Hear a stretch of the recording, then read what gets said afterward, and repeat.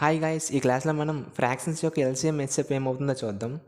Fraction అనేది ఏ by B ఫామ్లో ఉంటుంది. ఏ అంటే న్యూమినేటర్, బి అంటే డినామినేటర్. సో ఇప్పుడు టూ ఫ్రాక్షన్స్ తీసుకొని మనం వాటి యొక్క ఎల్సిఎం హెచ్ఎఫ్ ఏమవుతుందో చూద్దాం.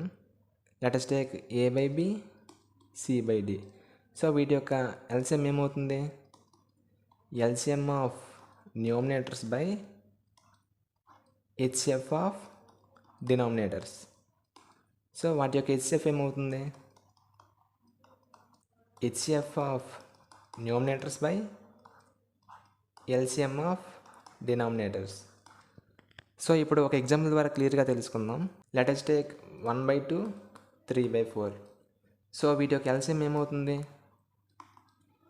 ఎల్సిఎం ఆఫ్ న్యూమినేటర్స్ అంటే 1, 3 బై హెచ్ఎఫ్ ఆఫ్ డినామినేటర్స్ అంటే 2, 4 ఈక్వల్స్ టు ఎల్సిఎం ఎంత? 1కి 3కి 3.